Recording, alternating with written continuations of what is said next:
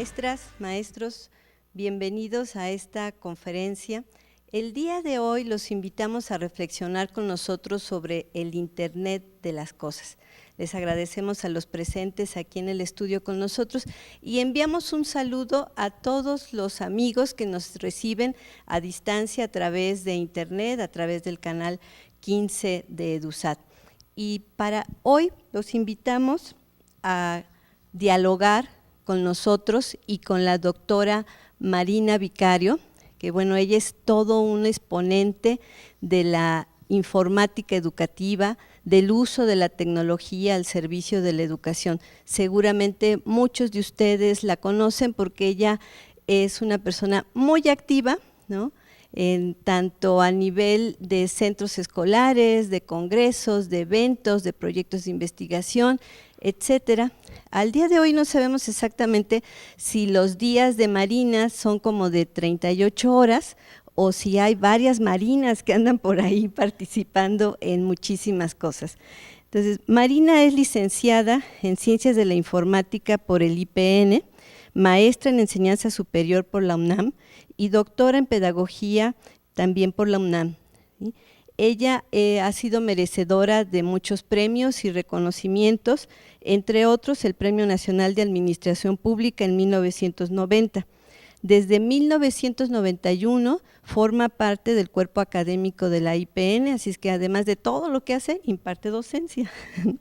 Es fundadora del Centro de Formación e Innovación Educativa del IPN, ha coordinado muchísimos proyectos de investigación dentro de estos ámbitos de la informática educativa, pertenece a la Academia Mexicana de Informática, es presea Lázaro Cárdenas, así como presea Amalia Solórzano de Cárdenas en el IPN.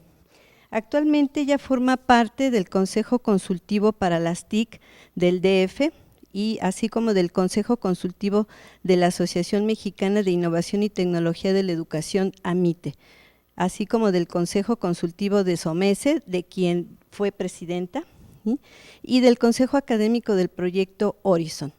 También actualmente forma parte y coordina a la comunidad Red Late de México, así que es un gusto que Marina haya aceptado nuestra invitación porque hablar de tecnología educativa, hablar de informática educativa también, pues es dialogar con Marina Vicario. Muchas gracias, Marina. Como siempre, maestros, los invitamos a que se comuniquen con nosotros, que nos envíen sus preguntas, dudas, comentarios a través de las direcciones de correo electrónico que estarán apareciendo en la pantalla, así como de Twitter, Facebook e inclusive WhatsApp. Pues no me resta más que darle la palabra a Marina. Gracias, Lupita, gracias a todos los compañeros que están aquí hoy presentes. Este lugar es como mi casa. Yo me inicié en la informática educativa aquí en el ILCE, era yo estudiante del Politécnico de la UPIXA y desarrollamos en su momento para COEVA-CEP software educativo que se utilizó en secundarias. Y bueno, esos fueron mis primeros pasos. Después pues la trayectoria ya es larga, desde 1988, estoy por cumplir 30 años de trabajar por y para la informática y la educación de este país. Y en ese espíritu me invitó EduLab, este laboratorio tan innovador, tan interesante, tan divertido que tiene hoy día el ILCE, a través de Lupita Lubiano, a compartirles mis reflexiones, sobre todo porque estamos apenas haciendo nuestros pininos en el tema de Internet de las cosas. Mis reflexiones en este aspecto, yo, así como en los 80s fui desarrolladora de tecnología, hoy día dirijo un grupo importante desde nuestro punto de vista en Politécnico, es un laboratorio de informática educativa de la UPIXA, pero también soy líder y animo al grupo de cómputo educativo de todo el instituto, donde los principales centros y escuelas estamos unidos desarrollando distintos productos basados en tecnología. Y al mismo tiempo nos ha tocado desde el año pasado, ustedes lo saben, aquí los compañeros de ILCE, porque tuvimos la reunión anual en septiembre, crear ya una red nacional centrada en estos temas, que se suma además a los esfuerzos de otras ONGs que existen por ahí, pero que está muy enfocada al tema de la industria, al tema de la producción, que es también una vocación de este instituto. En el tema de Internet de las Cosas, por sus siglas en inglés, Internet of Things, in Education, ¿verdad? Pues hay mucho que reflexionar, pero lo primero que debemos revisar son estas grandes cifras de cómo el Internet en los últimos años, en la última década, ha ido penetrando los distintos espacios de la vida de las personas y, por supuesto, los espacios educativos. Yo recuerdo que éramos pocos los que teníamos el privilegio en algunas universidades de poder utilizar el Internet por allá en los 90s, a mediados de los 90s. Y como todo, y esto lo vamos a observar también en el tema de Internet de las Cosas, las áreas que inician con los asuntos tecnológicos en los contextos educativos son definitivamente las áreas de gestión, por alguna extraña razón, ¿verdad? Entonces yo recuerdo que el Internet inicia, por ejemplo, en el Politécnico, en la coordinación de informática, y que los investigadores y académicos como yo, inquietos, en aquel momento yo pude sumarme a uno de los proyectos más interesantes de la Unión Europea, pues tenía yo que tocar la puerta de estas áreas administrativas para que me permitieran conectarme. Hoy día, bueno, pues el Internet lo traigo en estos dispositivos móviles que son fabulosos, como muchos de ustedes, como muchos mexicanos, como muchos latinoamericanos lo hacemos. Y aunque falta que muchos más se sumen a este ciberespacio, que es una realidad aparte para muchos, para los jóvenes en realidad el ciberespacio creado a partir de esta aparición del Internet ya más público, más masivo, pues es una realidad también de su cotidianidad. Y son los adultos quizás mayores los que todavía no tienen estas experiencias inmersivas y que son los que tienen de algún modo también estas cifras a la baja, pero en realidad todos tarde o temprano vamos avanzando hacia allá.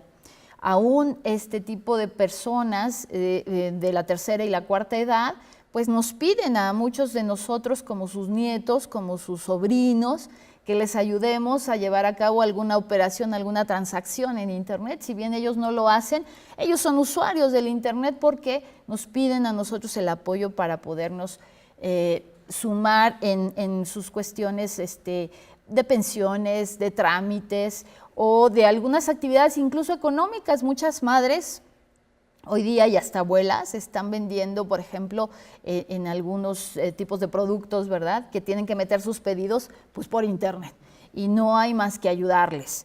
En ese espíritu, pues estamos penetrando ya para enero de este año. Las cifras son espeluznantes en algunos países. Nosotros no cantamos mal las rancheras, diríamos los mexicanos, y vamos avanzando a pasos agigantados, y en la Ciudad de México, pues no se diga, los latinoamericanos lo mismo, los países que han tenido, sobre todo en el caso educativo, mucha tradición, como son Argentina, como es Colombia, como es Costa Rica. Hoy día Perú nos sorprende con las cosas que sabe hacer usando el Internet, pues están dando cada día y cada estadístico pues muestras claras de que siguen en su avance.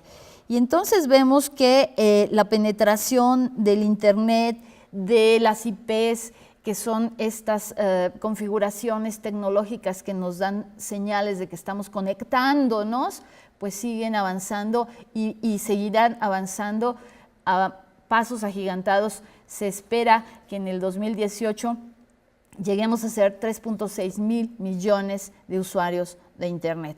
Y eso implica que el 50% del comercio esté llevándose a cabo ahí. Esto es una oportunidad muy interesante, por supuesto, para la educación como industria educativa y en particular pues para la educación privada. No podemos dejar de lado el hecho de que muchas universidades privadas y escuelas o colegios de nivel básico están también haciendo sus esfuerzos por virtualizarse. Los investigadores como yo utilizamos diferentes radares para ir analizando hacia dónde debemos guiar nuestros esfuerzos investigativos y de innovación. El grupo que yo encabezo es un grupo que desarrolla tecnología para educación, como el ILSE también lo es, y hay dentro de los termómetros pues agencias informativas como Gartner que nos van diciendo en esta curva tan importante de Gartner, que es todo una herramienta para los prospectivistas, hacia dónde, decía yo, debemos estar enfocando nuestra energía y sobre todo nuestros presupuestos, que cada vez son menores. En ese tenor, pues el Internet de las Cosas está ascendiendo en esta curva de Gartner y las naciones completas están invirtiendo en sus economías, en sus planes económicos, todos los esfuerzos hacia el IoT, en expresiones que no necesariamente tienen el término de Internet de las Cosas, sino que se refieren, por ejemplo, a las ciudades inteligentes. Acabamos de tener la semana pasada el segundo evento muy importante en nuestro país y en Latinoamérica, organizado por el gobierno de Puebla, de Smart Cities. Y en ese espíritu pues se suman otros esfuerzos en términos de unas nociones nuevas que son la cuarta revolución industrial o las industrias 4.0. Entonces estamos muy ocupados ya en trabajar sobre estos temas y pues los gobiernos de las principales naciones tienen ya sus planes económicos puestos ahí. Por ejemplo, nos interesa mucho en educación lo que sucede en Finlandia, porque siempre Finlandia, pues en los últimos años se ha convertido en nuestro referente. Yo quiero decirles que Finlandia está haciendo una reforma educativa muy significativa y esta reforma educativa va de la mano con su reforma económica. Esa reforma económica, los dirigentes finlandeses la trazan definitivamente hacia la apuesta del Internet de las Cosas. Ellos quieren ser la nación número 1 en producir sensores para sus ciudades y en exportarlos alrededor del mundo. Esto implica que el repensar su educación pues los lleva también a considerar perfiles totalmente distintos a los que venían teniendo. Y entonces es muy interesante cómo el Internet de las Cosas está en su radar y cómo el Internet de las Cosas dentro de ese radar de los finlandeses pues los suman a la reforma educativa y los convoca a tener perfiles de ciudadanos cada vez más digitales, cosa que no era algo común, ¿no? Muchos de los maestros que tuvieron y directivos que tuvieron la oportunidad de visitar las escuelas finlandesas decían que justamente alguna característica muy particular de ellos era que el uso de la tecnología era bastante incipiente. Ya no va a ser así bueno, pues habrá que estar atentos cuál es la propuesta finlandesa para la economía digital.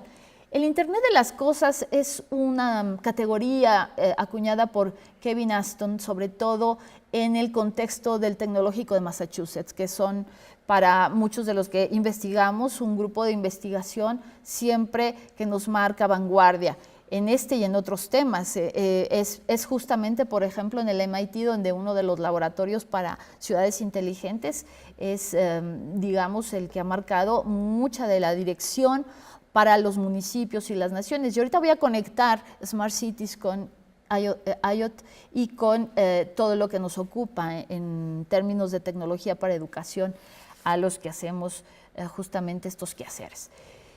Entonces, déjenme decirles que se espera por parte de los principales tecnólogos del mundo que sea este elemento tecnológico, el Internet of Things, el que nos permita llevar a cabo el más grande número de disrupciones que todos nos podamos imaginar en todos los campos del conocimiento, absolutamente en todos. Eso pues obviamente nos convoca a los que somos educadores disruptivos a voltear a ver el término, por un lado el concepto, y luego a repensar nuestra práctica del quehacer educativo que sea esta práctica. Puede ser un quehacer docente o puede ser un quehacer investigativo o puede ser un quehacer en la gestión educativa. Nos convoca a revisar cómo es que el Internet de las Cosas nos puede provocar un escenario propicio para llevar a cabo un número inimaginable de disrupciones en todo lo que hagamos, en todos nuestros procesos y en todo lo que nos rodee en nuestros ambientes educativos. Y esto se debe a que hay una serie de conceptos asociados al Internet de las cosas que tienen mucha relación también con el Big Data, ¿no? La ciencia de los datos, los sistemas embebidos y por supuesto los sistemas ciberfísicos, aunado a todo el poder de análisis que ello conlleva. Entonces, el Internet de las cosas tiene que ver con que las cosas, como el nombre mismo lo indica, puedan conectarse a la web, puedan conectarse con las personas y puedan conectarse entre ellas. Y la conectividad, sabemos los educadores que es el quid del conocimiento, ¿verdad? O sea, la sinapsis, ¿no? Por ejemplo, o la colaboración, el modelo, cualquier modelo educativo basado en conectivismo o conexionismo es un modelo poderoso. Entonces, imagínense el poder educativo que nos podría generar un escenario de futuro, tanto presencial como no presencial, donde todo, absolutamente todo, pueda ser conectable entre sí mismo, con otros elementos, y no solamente hablando de elementos humanos, sino hablando de elementos artificiales. Entonces, elementos artificiales conectados con humanos, elementos humanos conectados con humanos y elementos híbridos, ¿no? Conectándose, pero también elementos artificiales conectados entre sí. Esto es un potencial que hoy día ya se está dando. Hay una gran cantidad de productos y cada vez habrá más, y esto nos está llevando incluso a repensar, en el caso de la educación superior, la oferta educativa, ¿no? Un montón de cosas que nos pueden ayudar a estar censando nuestros procesos humanos, principalmente ahorita aplicables a contextos de salud y a contextos deportivos, pero cada vez están siendo llevados a otros contextos, claro, también el contexto de lo lúdico, ¿no? El contexto de lo que es la parte de diversiones para las personas. Pero les decía, este potencial de conectar todo lo que se imaginen, este escritorio, este envase con agua, ¿no? Obviamente ya estamos conectados a través de estos dispositivos. El Internet de las cosas ya es una realidad tan simple por el hecho de que tengamos este tipo de dispositivos móviles conectados a Internet. Pero más allá de eso, ahora podemos ir a un centro comercial y descubrir que todavía están muy fuera del alcance de algunas amas de casa como yo, ¿verdad? Los refrigeradores o las lavadoras conectados a Internet y que pueden ser controlados otra vez desde dispositivos como este. Sin embargo, en el contexto de educación, pues estamos frente a un mundo de posibilidades impresionantes. Para empezar con los campus, les digo que normalmente la tecnología invade primero los temas que tienen que ver con la gestión. Entonces, lo primero que le podemos ofrecer a una comunidad educativa es hacer más inteligente su campus, su escuela, su espacio educativo. Podemos conectar a Internet todo lo que se imaginen, el piso, las paredes, las bancas, los pupitres, los uniformes de los chicos, las mochilas, ¿verdad? Los lápices. Y bueno, las preguntas vienen, ¿y para qué querríamos conectar todo eso? De entrada, los elementos de seguridad educativa pueden aumentar de manera muy significativa si nosotros tenemos monitoreados todos estos procesos, pues con cámaras conectadas a Internet, ¿verdad? Videovigilancia, que eso es algo que ya existe, pero más que eso, nosotros podríamos saber en todo momento, hoy día inclusive se venden unos relojes para los chiquitos, donde los papás podemos saber en todo momento dónde está nuestro hijo, y a costos bastante razonables para algunos profesores, y este tipo de dispositivos que nos permiten saber dónde está cada elemento de nuestra comunidad pueden ser, en su momento ahondaré sobre ese tema, sobre todo si hay preguntas, pues bastante criticables, porque a veces no es sencillo pensar en que alguien esté observándonos todo el tiempo que está pasando. Sin embargo, en el nivel preescolar ya también es muy popular el hecho que las mamás que trabajamos, los papás que están trabajando, puedan estar checando lo que está pasando en el aula de su hijo, sobre todo en preescolar. Pero pedirle esto, por ejemplo, a una universidad pedagógica es como atentar contra todo lo que ha sido defendido por un sindicato, ¿no? Entonces hay muchas luchas todavía que librar en torno a las posibilidades que el Internet de las cosas nos dan, pero lo que es una realidad es entonces el hecho de que un campus puede ser transformado a través de sensores, haciendo que ese campus sea mucho más sustentable, porque podemos tener sensores en cuanto al uso de la energía eléctrica, en cuanto al uso del recurso del agua, en cuanto a obviamente, en cuanto a los accesos, en fin. En la gestión, imaginen ustedes que un montón de procesos que son muy, muy operativos puedan ser llevados a cabo pues, de manera automática. Esto obviamente nos lleva también a una dimensión donde algunos empleos extremadamente operativos con la aparición del Internet de las cosas y los sistemas ciberfísicos, pues tienden a ser un desplazamiento total y absoluto del ser humano. Hacia allá vamos. La robótica de servicio, que está totalmente ligada al Internet de las cosas, es una opción que poco a poco los humanos estamos tomando. Y en el término de la gestión educativa, pues les decía, imaginen una gran cantidad de procesos. Estaba yo escuchando la semana pasada a los jóvenes, por ejemplo, de la UAP, que tienen su proyecto de bicicletas en la universidad, ¿no? Y ellos me decían cómo la primera versión de su proyecto de bicicletas ecológicas dentro del campus estaba administrada por personas y era pues pagar sueldos y los horarios, solamente ciertos horarios podían usarse las bicicletas porque eran los horarios en los que las personas podían despachar las bicicletas, pero ahora que tienen sensores y que todo está ligado a Internet y que todo es automático y que además operan a través de la huella digital de los alumnos, pues ya no hay necesidad de tanto procesamiento. En el aprendizaje, obviamente, podemos nosotros pensar en censar lo que quieran. Los procesos biológicos, los procesos cognitivos. Seguramente, si alguno de ustedes ha revisado la película del juego de Ender, podrán imaginar que el extremo en el proceso de enseñanza-aprendizaje del Internet de las cosas es justamente los implantes cerebrales en los recién nacidos, donde podemos estar observando sus procesos cognitivos desde las primeras etapas de la vida. Este tipo de cosas son totalmente posibles hoy día. Hoy día mis amigos los makers, ¿no? Gustavo, ¿no? Gus, por ejemplo, lleva unos implantes, unos circuitos con los cuales puede entrar y salir de su oficina sin mayor problema y con este tipo de sensores implantados dentro de las personas o los animales, ¿verdad? Pues podemos hacer con lo que quieran imaginarse con todo esto. Hay mucho por trabajar en términos de procesos cognitivos apoyados con este tipo de tecnologías. Mi grupo, por ejemplo, desde la UPITA estamos en este verano tratando de desarrollar unos sensores de conectividad, de cognitividad, para monitorear algunas funciones.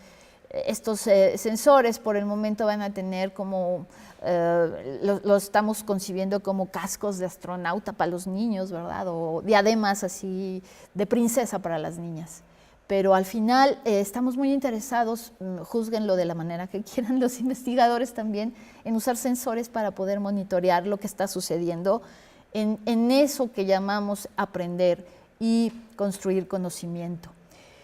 Nos abren dentro de los contextos de aplicación el Internet de las cosas un mundo de posibilidades en la formación, es decir, las primeras carreras. Si ustedes voltean a ver cómo está la oferta de licenciaturas y de ingenierías, por supuesto, en países avanzados como los países europeos, se sorprenderán del tipo, por ejemplo, de ingenierías que están orientadas hoy a la moda, ¿no? Las nuevas telas, o sea, ahora los ingenieros textiles están pensando, no solo están pensando, están diseñando y están fabricando ya dentro de estos prototipos ropas y materiales cada vez más inteligentes, todos conectados a Internet. ¿Para qué nos podría servir, por ejemplo, en una carrera de fútbol, el Internet de las cosas, en un balón, en la cancha, en los zapatos de un deportista, y entonces aparecen nuevas oportunidades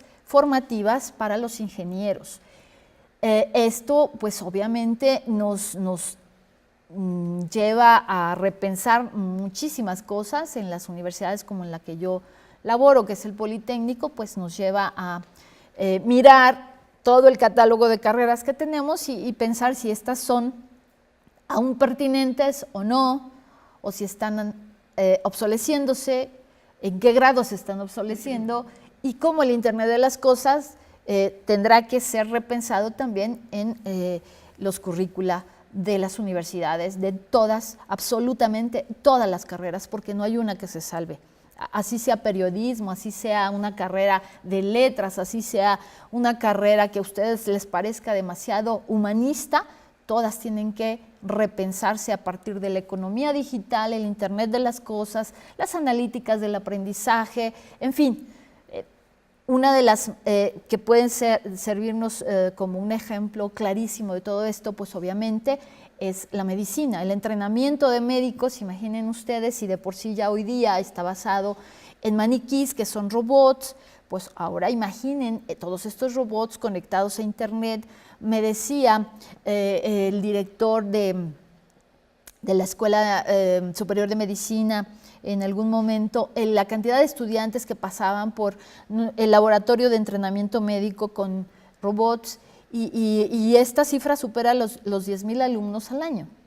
Y entonces, imaginen ustedes la posibilidad de hacer analítica de aprendizaje con relación a la formación de estos perfiles profesionales tan sensibles para ya lo que es su quehacer en el futuro. Y bueno, ni qué decir de las áreas y los centros que se dedican a la innovación en estas universidades. Estamos entonces yendo de estas posibilidades que van desde el preescolar hasta el posgrado y que nos las ha marcado el año pasado la OCDE, desde el año pasado la OCDE, en la cumbre ministerial que se llevó a cabo, por cierto, en nuestro país, en Cancún, en donde nos dice, pongamos mucha atención porque necesitamos nuevos perfiles ciudadanos, más obviamente orientados a la sustentabilidad, pero sobre todo con habilidades digitales. Y este tipo de habilidades, ojo, maestros de educación básica, está siendo ya incorporado a la prueba PISA. Si esto está sucediendo en PISA, pronto va a suceder en nuestras pruebas de enlace. De tal manera que si ustedes voltean a ver la agencia de prospectiva más importante sobre la tecnología educativa desde mi punto de vista, que es el consorcio del New Media, con sus informes Horizon, por ejemplo, en el preview que ahorita nos muestran para el K12 de... Es preview porque todavía no sale el informe, pero yo quisiera mostrarles que en el informe, para quienes no conocen mucho el informe Horizon, el informe nos traza el escenario de las 6 tecnologías más importantes que se ven venir en un horizonte hasta de 5 años. Obviamente, a los que hacemos investigación o a los tomadores de decisión, por ejemplo, los directivos, sobre todo de escuelas privadas, y por supuesto a los secretarios de educación de cada uno de nuestros países y de nuestros estados, les debe interesar muchísimo hacia dónde se orienta el uso de tecnología en los próximos años.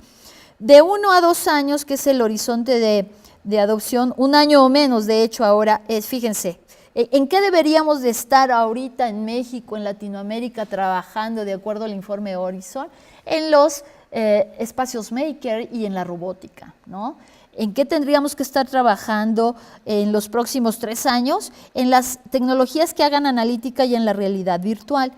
Pero ojo, ¿en qué debemos estar trabajando ya en un escenario de largo plazo, que en términos de tecnología son 4 o 5 años, en inteligencia artificial y en Internet de las cosas, ¿no? O sea, más claro, pues ni el agua, pensaría yo. Entonces, si nuestro termómetro, si nuestro radar tecnológico más importante en educación, que es el informe Horizon, ya apunta para este año que el Internet de las cosas es uno de los temas que nos debe ocupar. Bueno, pues sigamos adelante con esta plática porque no he terminado de decir por qué, pues repasar todos estos problemas, retos, pero sobre todo potenciales del Internet de las cosas. Y uno de sus máximos potenciales es en lo que hemos denominado el aprendizaje ubicuo. Hemos pasado de hablar de un aprendizaje en línea, ahora en un salto casi cuántico y exponencial, en el aprendizaje ubicuo, el aprendizaje de cualquier momento, de cualquier lugar, de cualquier espacio, ¿no? Esto, bueno, a la luz de nuestros nuevos jóvenes y nuestros nuevos niños, que son nuestros estudiantes del tercer milenio, pues nos debe convocar justamente a lo que nos está ocupando, afortunadamente, desde la política que nos dicta UNILSE, desde la política que recomendamos en la Red Late México, que yo estoy coordinando como comunidad, y ahí es donde tenemos que empezar a poner el acento. Entonces, si tenemos una realidad construida, basada en Internet de las cosas, ¿qué tipo de perfiles de alumnos requerimos desarrollar? Pues esos perfiles que habilitan a nuestros niños y a nuestros jóvenes para el STEAM, ¿verdad? Para la ciencia, para la tecnología, para la ingeniería, para las artes, para la matemática, que bueno, esta última ha sido un dolor de cabeza y debería de dejar de serlo pronto si sabemos aplicar estas nuevas tecnologías a nuestros retos, como el reto del aprendizaje de las ciencias y el aprendizaje de la matemática, o el reto de las habilidades de lectoescritura, de las habilidades que llevan a un niño a saber articular adecuadamente el lenguaje, ¿verdad? Tanto en sus ideas como en sus expresiones, y sobre todo este lenguaje que además se torna un reto multicultural y multilingüístico. Entonces es en las estrategias donde debemos poner también el cuidado y el énfasis los que hacemos diseños didácticos, para que sean estrategias que nos lleven al STEAM, para que sean estrategias que no dejen de lado no solo el pensamiento matemático o el pensamiento de la literacy, sino el pensamiento computacional, el pensamiento que estructura enlaces neuronales en nuestros estudiantes que le permiten manejar la algoritmia y la heurística. Hoy día el tema del pensamiento computacional es un tema que se está popularizando, es un tema que está convenciendo no solo a las escuelas, sino hasta a los padres de familia a que los niños programen, a que le entren a la hora del código. Pero yo tengo todavía como que en el tintero y en la crítica como investigadora algo que decir al respecto, y es que no nos estamos ocupando de las heurísticas, de las cosas que nos recordaban algunos pioneros del cómputo educativo nacional, como es Germán Escorcia. Quiero rescatar algo que definitivamente es para mí uno de los temas ahorita prioritarios, y es la inteligencia artificial y los niños. Decía Papert, Simon Papert, que en el momento en que los niños pudieran construir mentes artificiales, estábamos ya del otro lado. Eso me parece que todavía no sucede del todo. Los niños están pudiendo representar su realidad algorítmicamente, pero todavía los niños no están desarrollando mentes artificiales. La semana antepasada estuve en uno de los colegios que a mí me parecen más divertidos e innovadores definitivamente que tenemos en México, que es el Colegio Las Hayas.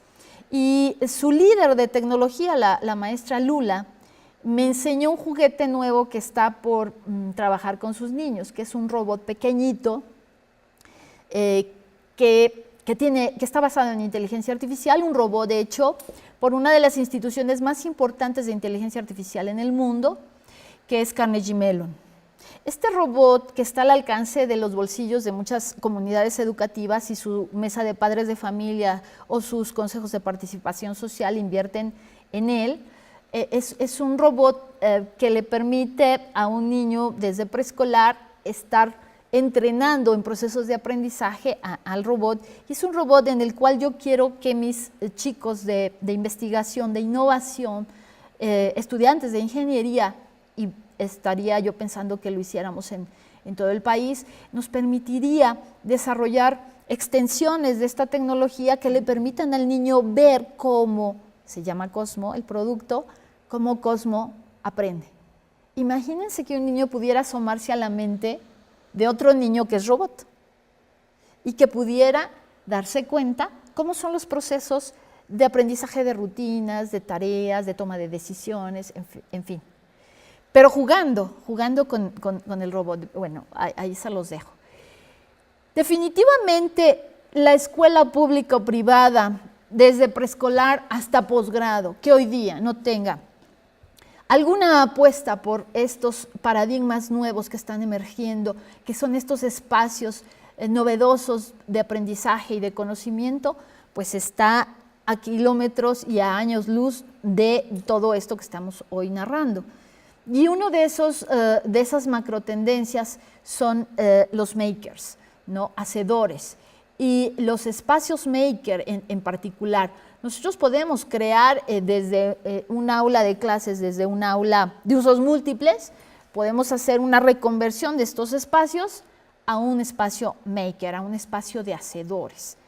O podemos apostar todavía más lejos y además del paradigma maker, además de sumarnos a la red de educación maker que ha creado Antonio Quirarte en nuestro país, podemos sumarnos a la red de fábricas de diseño digital que tienen expresiones muy importantes, sobre todo a niveles de ingeniería, pero también a niveles ciudadanos. Los Fab Lab son espacios que están obligados a ser espacios públicos y que además de estar formando a los nuevos ingenieros, desde un paradigma maker, por supuesto, están ayudando a que los artesanos de los municipios, a que la gente, desde un agricultor, es decir, a la gente que tiene oficios, se les reconvierta hacia la economía digital. Por eso son tan importantes los Fab Labs. Uno de los Fab Labs que más me ha impresionado es el que tiene la Universidad Iberoamericana. Yo les recomendaría que no se pierdan visitar el Fab Lab que hoy día tiene la Ibero de Puebla. Es verdaderamente ejemplar todo lo que han logrado ellos, porque además lo han ligado con algo que es muy importante, que está conectado ya con la evolución de este tipo de tendencias hacia los llamados Living Labs, que son laboratorios donde se dan cita las 4 hélices de la realidad, es decir, no solamente la educación, sino también el gobierno, la parte de las empresas y la sociedad civil. Estos 4 componentes pueden dar vida a laboratorios vivos. Una ciudad como la Ciudad de México, que es donde hoy día nos encontramos, puede ser una ciudad que experimente distintos sensores de Internet de las cosas, conectados entre sí, platicándose entre sí y enviando volúmenes importantes de datos a bases de talla Big Data, donde podemos ya, los investigadores, siendo la idea de investigador cualquier ciudadano, y aquí lo hemos experimentado cuando teníamos nuestro primer Instituto de Ciencia y Tecnología en la ciudad. Esther Orozco nos abrió a los ciudadanos la posibilidad de recibir fondos para poder hacer innovación y para poder hacer investigación, y esa tradición en la ciudad ha permanecido. Y los Living Lab, los Fab Labs y los Maker Spaces son lugares donde estas cosas suceden. Nosotros podemos pensar en cualquiera de estos esquemas, desde un preescolar, insisto, el Colegio David Maguen, muchos de ustedes saben, tiene uno de los primeros Maker Spaces a nivel preescolar, pero nosotros en los CENDI de Politécnico estamos ya charlando con el CENDI que está contiguo a Canal 11 para que los niños tengan un espacio de Maker Space en breve. En fin, hay mucho por decir. Lo importante es que se asomen a lo que está ocurriendo, y estas cosas que están ocurriendo acontecen, por ejemplo, en fenómenos también como los hackatones. La próxima semana, más bien esta semana, el miércoles, comienza Campus Party en México, que también es uno de los espacios más importantes a nivel latinoamericano, y ahí los jóvenes se dan cita. Este año me sorprende que Campus Party abre una arena para niños. Arena Kids, por primera vez en Campus Party. Yo llevo a mi hija de 10 años, por supuesto. Imaginen lo que va a pasar con los niños que estén conviviendo con los jóvenes hacedores del tercer milenio en estos espacios. Las universidades son cada vez más innovadoras también, y una de las que puede impresionarnos es la Universidad de la Singularidad. Yo les recomiendo que le den un vistazo a su sitio y a las cosas que sus estudiantes están construyendo. La Universidad de la Singularidad nos manda un mensaje muy claro a todos los ciudadanos y sobre todo a los educadores. Nosotros en nuestros modelos educativos, en nuestra práctica, insisto, que puede ser docente, que puede ser de gestión, que puede ser de investigación educativa, debemos reconvertirnos hacia el pensamiento exponencial. Entonces, ¿cómo dejamos de pensar linealmente y cómo empezamos a pensar exponencialmente? Este tipo de apuestas sucede, esta semana estará sucediendo en Campus Party. Sigan Campus Party por lo menos a través de la web, a través del ciberespacio, porque estamos hablando de Internet. Ya casi para terminar, bueno, pues si hemos hablado de la educación con estos paradigmas nuevos y sobre todo desde estas apuestas del Internet de las cosas y las situaciones que nos puede provocar pensar en el Internet de las cosas y todos los conceptos afines a él, pues no podemos dejar de lado en términos de conectarnos con la economía de lo digital, el repensar a los nuevos jóvenes que son emprendedores, la aparición de empresas de base tecnológica, de nuevas formas de servicio, está también al alcance de la mano de la mayoría de ellos, y estamos muy ocupados en educación superior para poderles dar el acompañamiento que cada vez se nos hace más difícil. Por ejemplo, aquí tengo un proyecto muy interesante de un joven que lo llevó a hacer una empresa, en el caso de Guadalajara. Este es un chico de Guadalajara que quiso darle un regalo especial a su novia. Y entonces lo que él hizo fue que cada vez que los amigos de su novia dieran un like en Facebook, esta maquinita le diera a su novia un dulce. Entonces, imaginen que un caballero, ¿verdad?, piense así de románticamente en nosotras.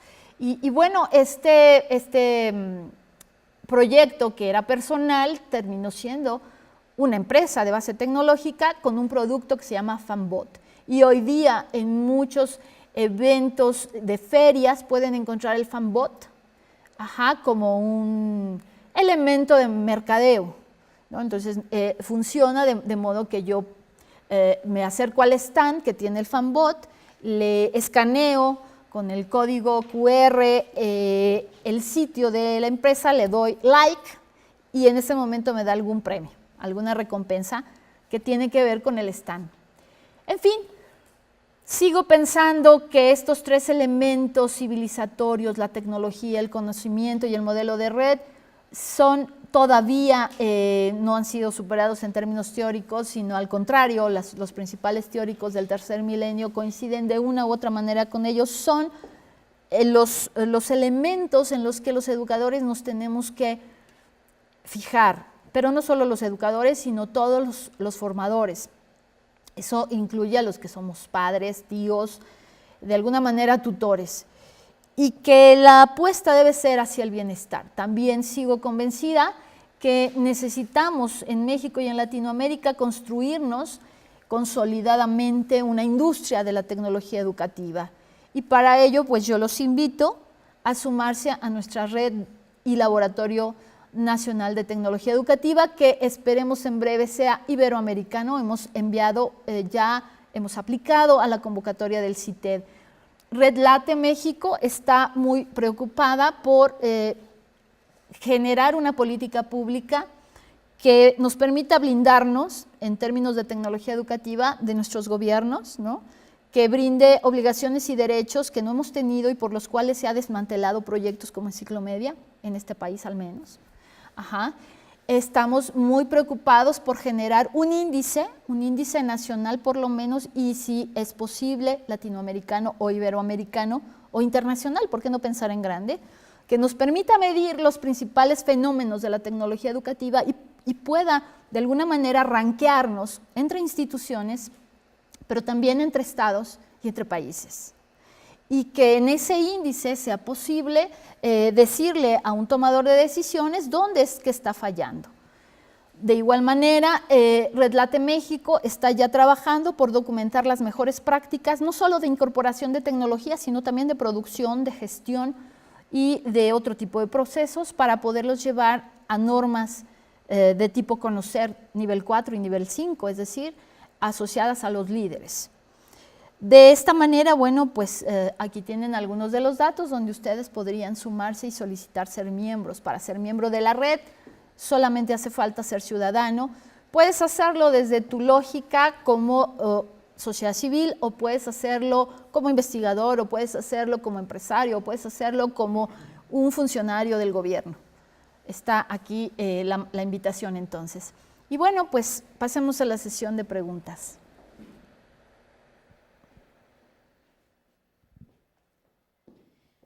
Pues como esperábamos, esta participación ha generado mucho interés y como siempre vamos a darle la palabra primero a los presentes. ¿Tienen alguna pregunta?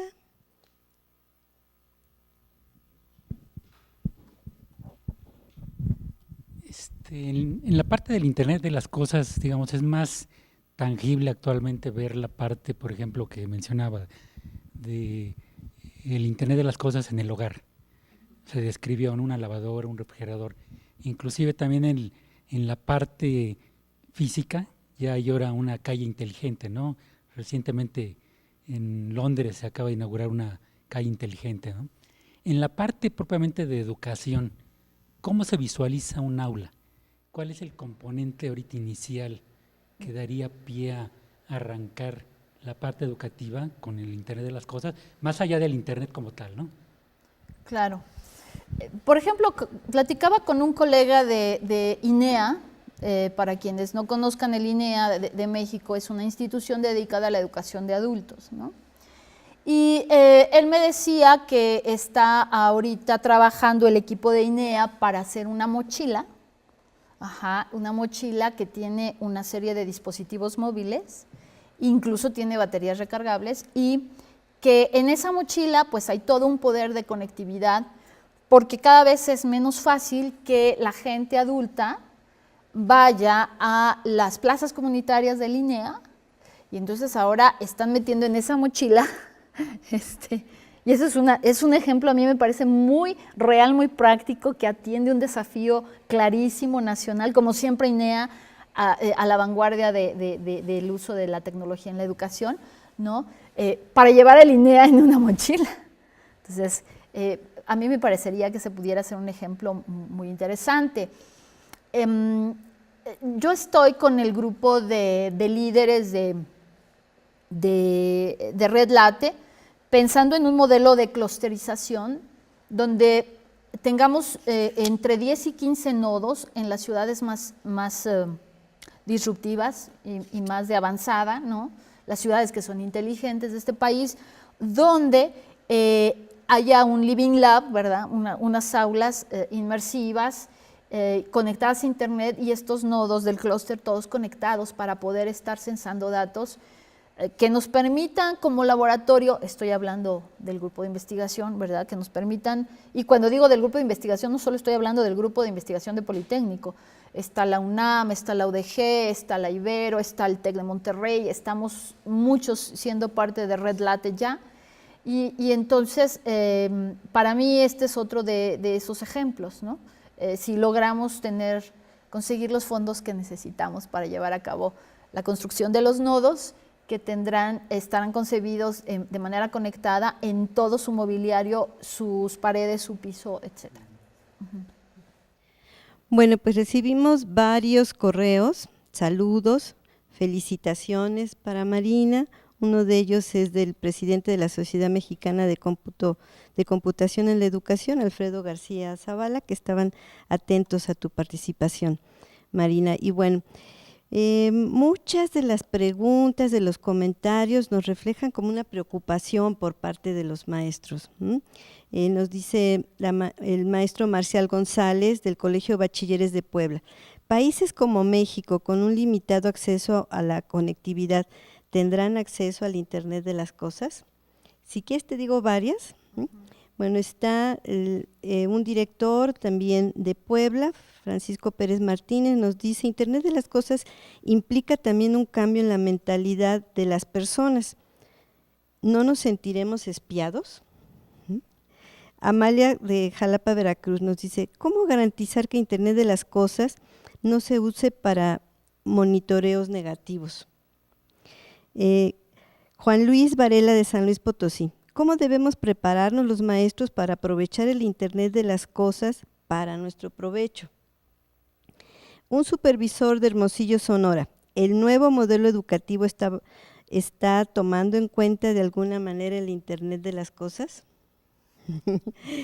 Celia Contreras de la Ciudad de México nos dice: si no hemos incursionado en los enfoques STEAM o en el Maker, ¿podremos dar el salto a Internet de las cosas? Aiden Ayeli de Morales de Mérida nos dice: ¿qué significa que un niño desarrolle inteligencia artificial? Algunas de estas cosas ya las mencionaste, pero bueno, los maestros quisieran profundizar en algunos de estos aspectos. Uy, son muchas y mi memoria, tuve de divide over flow, diríamos los computólogos, ¿no? ¿Podemos ir una por una? Perdón. Bueno, ¿implica un cambio de la mentalidad, Internet de las cosas? Sí, definitivamente. Uno de los retos, tenemos varios retos, infraestructura es definitivamente uno de esos retos. Yo diría, si veo hacia atrás 30 años, 20 años o 10 años, hemos ido avanzando. O sea, vamos a entrar, sí, por supuesto. No solamente vamos a entrar, ya entramos, ¿no? El simple hecho de que los ciudadanos tengamos esto implica que ya estamos en Internet de las cosas. Pero como no hemos tenido la mayoría de nosotros un cambio de mentalidad, que esto implica un cambio de cultura, a mí siempre me gusta subrayar la relación entre tecnología igual a cultura. Entonces, si nosotros no tenemos este cambio de cultura es porque todavía nos falta llevar un marco, yo diría, hasta legislativo adecuado, de modo que para el ciudadano esto sea transparente. Esto no tiene que ser del todo una política desde el punto de vista del modelo educativo. Esto debe ser tan obvio, ¿no?, que sin darte cuenta ya estés ahí, ya estés viviendo en una calle así. Pero ¿cómo le vas a hacer para comportarte a la altura de una ciudad basada en Internet de las cosas si no tienes la cultura, por ejemplo, de la participación? La cultura más importante del Internet de las cosas es la cultura de la participación. Yo resumo el modelo en 4 capas, Lupita. La primera capa, pues sí, es una capa de infraestructura. Si no tenemos el IPv6 en México, ¿no? Es decir, si no tenemos los satélites, el cableado que nos permita que proyectos como México Conectado pues tenga más ancho de banda, en fin, o los costos que pagamos nosotros a las empresas de telefonía que nos proveen Internet sean tan bajos como en Corea y con el ancho de banda como en Corea, ¿no?, pues estamos todavía un poquito lejos, ¿no? Entonces esa capa tiene que existir, la capa de infraestructura. La siguiente capa es una capa muy de los ingenieros en las áreas de TI, es una capa que le llamamos la capa de tecnologías habilitadoras. Entonces, es la capa donde vamos a estar diseñando los sensores. Yo espero que haya muchas patentes politécnicas y muchas patentes universitarias y muchísimas patentes de todas las universidades de este país y de todas las empresas pequeñas, grandes y medianas mexicanas de este país, ¿no?, y de Latinoamérica, inundando de sensores y de componentes la capa de tecnologías habilitadoras. Luego viene toda la capa de las aplicaciones. Hoy día hasta un ciudadano debe saber hacer aplicaciones. Entonces yo puedo tener una aplicación que sea alimentada por ciudadanos que nos dicen, nos reportan qué cosas están pasando en las escuelas, ¿no?